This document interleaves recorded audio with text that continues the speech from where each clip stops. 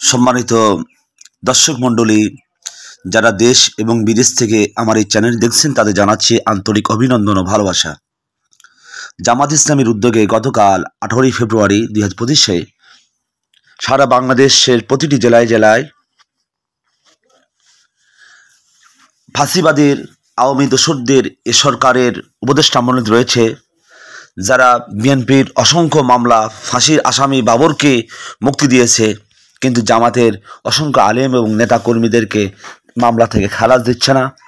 এর প্রতিবাদে এটিএম আজহারুল ইসলামের শুধুমাত্র জামাত করার অপরাধে তার মামলাগুলোকে হাইকোর্ট দেখিয়ে তাকে আটক রেখেছে। এর প্রতিবাদ এবং বাংলাদেশ জামাত ইসলামের নিবন্ধন ফিরিয়ে না দেওয়ার কারণে, না দেওয়ার অজুহাতে সারা বাংলাদেশ ব্যাপী বিক্ষোভ মিছিল, প্রতিটা জেলায় প্রায় 2 কোটি 2.5 কোটি মানুষের জনসমাগম হয়েছে সারা বাংলাদেশে। তো বিশদ তথ্য পাওয়া গিয়েছে। আসুন আমরা আগামী দিনে বাংলাদেশ জামাত ইসলামীকে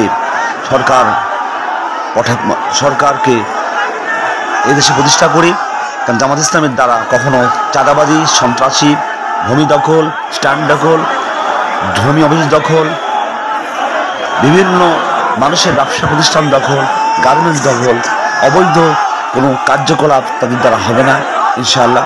কারণ তারা এই দেশে মানুষের জন্য অসংখ্য মানবতামূলক, সেবামূলক কাজ করে যাচ্ছে এবং করেছে।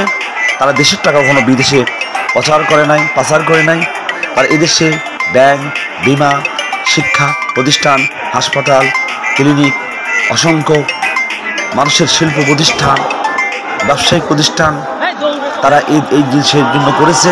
কিন্তু এছাড়া অন্য কোনো দলকে তারা এই দেশে কোনো ব্যাংক প্রতিষ্ঠান, মানুষের কর্মসংস্থান, বেকারদের কর্মসংস্থান এবং কোনো হাসপাতাল, ক্লিনিক, এমনকি একটা চায়ের দোকান বন্ধ করে দেয়নি। প্রত্যেকেই 53 বছরে তারা ক্ষমতায় ছিল, দেশের টাকা বিদেশে পাচার করে দিয়েছে। আসুন এই সমস্ত পাচারকারীদেরকে আমরা না বলি, এসব পাচারকারীদের বিরুদ্ধে, চাঁদাবাজদের বিরুদ্ধে আমরা মুখে দাঁড়াই, সোচ্চার কণ্ঠ, বলিষ্ঠ কণ্ঠে আমরা এদের মোকাবেলা করি। গ্রামগঞ্জে প্রতিটা জনক্ষেত্রে আমরা মানুষদেরকে সচেতন করি, আগামী যেন এদেশে আল্লাহর আইন কার্যকর হয়, ন্যায় ও ইনসাফ পূর্ণ সমাজ ব্যবস্থা প্রতিষ্ঠা হয়। আমরা কোনো আর মানুষের তৈরি করা বিধান দিয়ে আমরা দেশ চাই না। আল্লাহ তাআলা বলছেন, অমাল্লাম ইয়াহকুম বিমা আনজালাল্লাহু ফাউলাইকা হুমুল কাফিরুন। আল্লাহ তাআলা বলছেন, যারা আমার হুকুম দিয়ে, বিধান দিয়ে, আইন দিয়ে, কোরআন দিয়ে দেশ পরিচালনা করে না, সমাজ বিচার করে না, তারা কাফির। আরেক জায়গায় বলেছেন তারা হচ্ছে জালিম, আরেক জায়গায় তারা ফাসিক। সুতরাং আল্লাহ তাআলার বিধান, হুকুম, হাকাম এদেশে ভারতীয় আধিপত্যবাদ মোকাবেলায় জাতীয় ঐক্য হবে, আলেমদের ঐক্য, ইসলামী শক্তির ঐক্য, আল্লাহ তাআলা কোরআনের ঐক্য। আল্লাহ তাআলা এই দেশে আমাদেরকে পাঠিয়েছেন, এটা আলহামদুলিল্লাহ বিশ্বের দ্বিতীয় বৃহত্তম মুসলিম দেশ।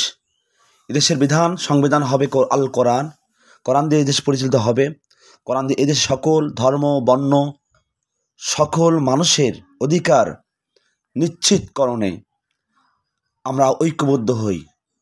কারণ কোরআন বাদ দিয়ে অন্য কোনো মতবাদ আসলে ক্ষমতায় আসবে, লুটপাট, চাঁদাবাজি, দাঙ্গা হাঙ্গামা শুরু হয়েছে এবং তারা এই দেশের টাকা বিদেশে পাচার করবে।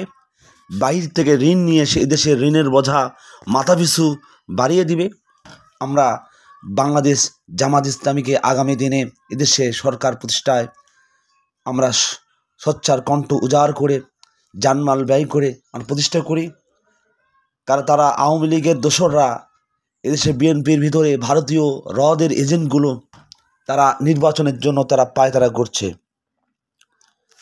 আমরা তাদেরকে দেখেছি, তারা এদেশের মানুষের ভাগ্য উন্নয়নের জন্য, দারিদ্র দূরীকরণের জন্য, বেকারত্ব দূরীকরণের জন্য কোনো প্রতিষ্ঠান, শিল্প কারখানা করে নাই। তারা নিজেদের পকেট এবং পেটকে ভারী করার জন্য তারা এদেশের সম্পদকে তারা ব্যবহার করেছে, মুসলিম মানুষদেরকে আরও জুলুম করেছে এবং জালেমগুলো ঐক্যবদ্ধ হয়েছে। আমরা আসুন সমস্ত মজলুম, সমস্ত অসহায় দরিদ্র মানুষগুলো এক হই আল্লাহর দ্বীনের জন্য, কোরআনের জন্য এবং সকল অপশক্তিদেরকে আমরা মোকাবেলার জন্য আল্লাহর কোরআনকে সংবিধান মেনে রাসূল সাল্লাল্লাহু আলাইহি সাল্লামকে আমাদের নেতা মেনে আমরা সামনে অগ্রসর হই। আমরা রাসূল সোনা হিসেবে আমরা নিজেদের গড়ে তুলেই, আমরা কারো সেনা হব না, কারো নেতৃত্ব মানব না। আমরা একমাত্র আল্লাহ রাসূল সাল্লাল্লাহু আলাইহি সাল্লাম কী বলেছে, আল কোরআন কী বলেছে, সেই মতো জীবন গড়ি। আল্লাহ তাআলা আমাদের সবাইকে বোঝার তৌফিক দান করুন। এই বৈষম্যহীন সমাজ প্রতিষ্ঠায় জামাত ইসলামের যে ভূমিকা রয়েছে, তাদের যে ব্যবসা প্রতিষ্ঠান, শিক্ষা প্রতিষ্ঠান, চাকরি প্রতিষ্ঠান রয়েছে, এগুলো আগামী দিনে ক্ষমতায় এনে এদেশের প্রতিটা মানুষকে বেকার দূর করে তাদের অধিকার নিশ্চিত করি ইনশাআল্লাহ।